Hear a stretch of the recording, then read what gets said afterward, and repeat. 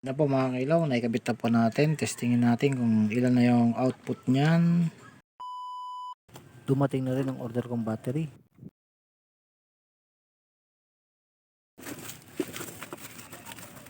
Yan na. Iyan. Ay, bigat. Nabaliktad. Ay, yan.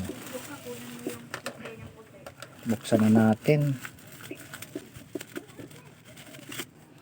Sana wag daling dumikit kasi mamaya magdikit sa kabila. Mag short.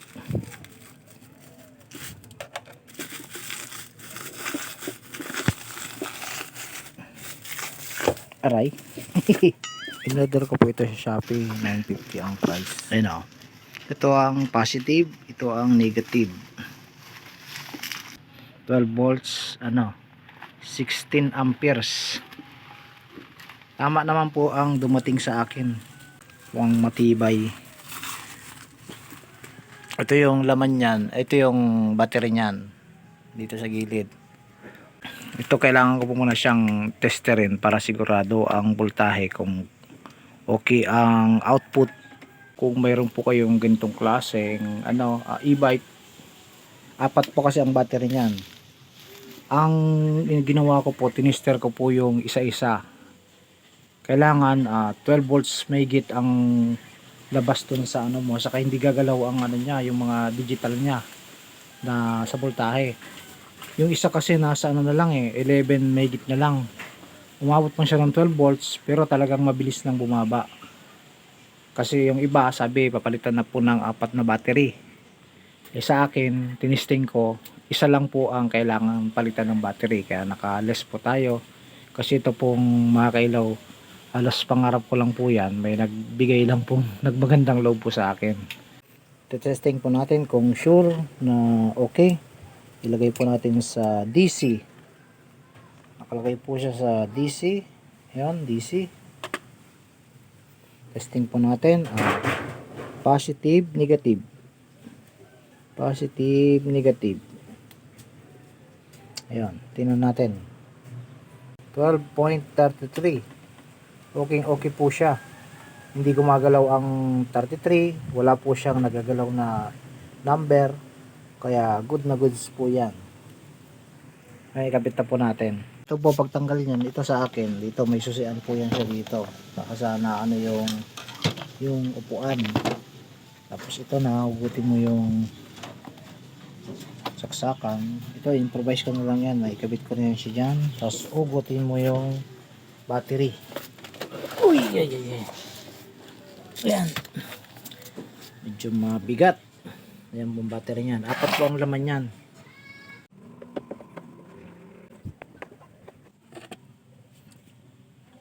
Ayan na siya, mga kailaw. Ayan na yung laman ng battery niya. Ang po niyan ay 48 volts. 12 volts sa bawat isa, 48 volts. Kaya pag naka-charge naman to, hindi naman po siya eksaktong 48 volts. Umaabot po yan ng 52 volts, 51 volts, mga ganyan. Kasi pag full charge po siya. Ngayon, ito na yung isa, ipapalit ko po dito. Pareho naman po pala ang kulay nila. Iba lang yung brand nito. Hindi naman po pare-pareho ang sira. Kung sakaling sa battery, mayroon talagang 4 ang sira, mayroon naman 3, may 2, mayroong 1. Depende po yan sa tama ng battery or sa gamit ng battery. Kung ilang taon na rin sa iyo ginagamit mo, depende rin po yan. Dito sa akin, may higit 1 taon pa lang ito. Kaya chinik ko yan, isa pa lang ang nasira. Kaya isa lang ang kailangan nating palitan. Kasi kung papadala ko mismo to sa paggawaan, i-offer po sa atin yan, palit na po lahat ng battery.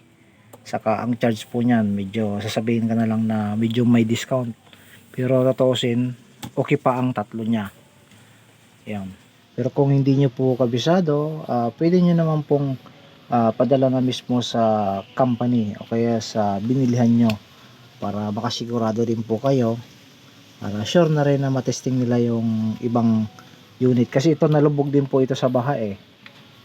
Ngayon okay pa man ito. Yung mga okay na, si mga motor hub niya okay na. Itong apat na yan, papakita ko lang po sa inyo kung alin po ang kailangan nating palitan dyan para malaman natin. Ito kasi kagabi, chinalis ko to, full charge po ito eh. Ginamit ko halos ano na agad, nag 2 bar na lang ulit yung sa may battery indicator niya. Ngayon, tingnan natin kung alin ang kailangan ng palitan na mabilis na siyang malubat. I-testing po natin tong isa. Ito mga kailaw, mahirap isundot niya. Ayun. 12.19. Good po yan, good. Ito naman isa. Itong isa tinan natin. Kailangan positive negative ang ano nyo po mga kailaw. Yan. Positive negative. Ito ay yun, 12.18, 12.17. Okay pa po yan mga kailaw. Ito naman isa. Itong pangatlo. Positive negative. Tingnan natin. Yun ang reading mga kailaw, 11.95. Bumaba ka agad. Full charge lang yan kagabi. Ito naman isa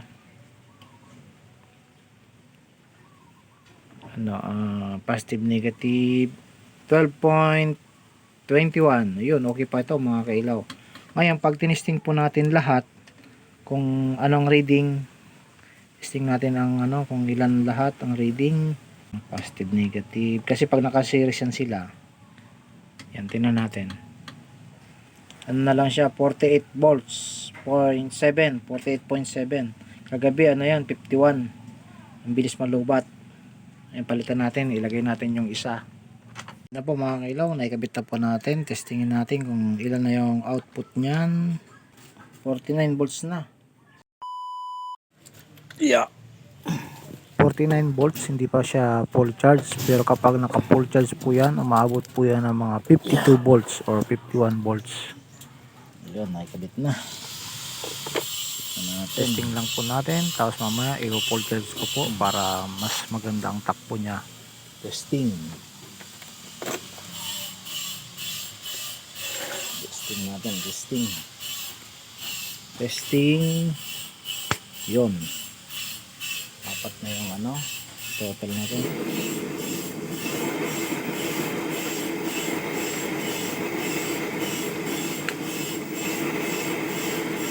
Ayos na. Sa mga kailan, lakas na.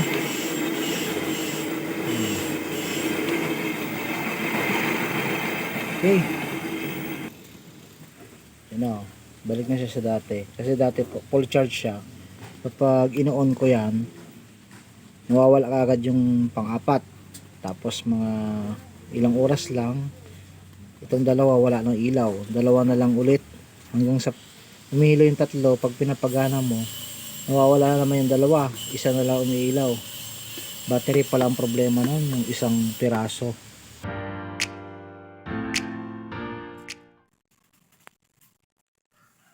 Testing na po natin to.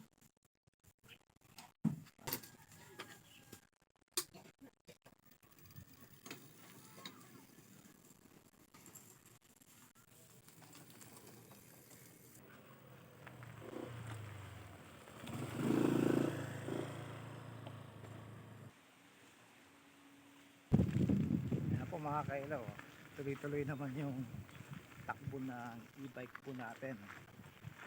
Nakarating na po ako ng San Roque. Bumili po ako dito sa Pispan.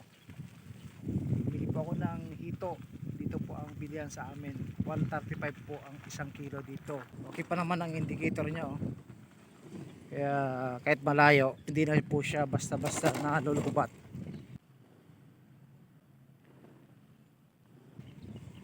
Palabas na po tayo sa Pispan.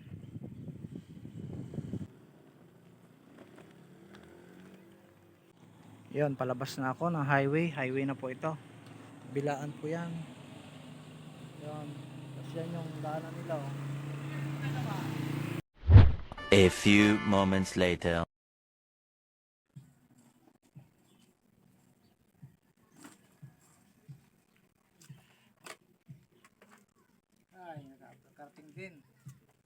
Yan. Sana mga kailaw, may na-share po ako sa inyo. Yan, thank you for watching and God bless.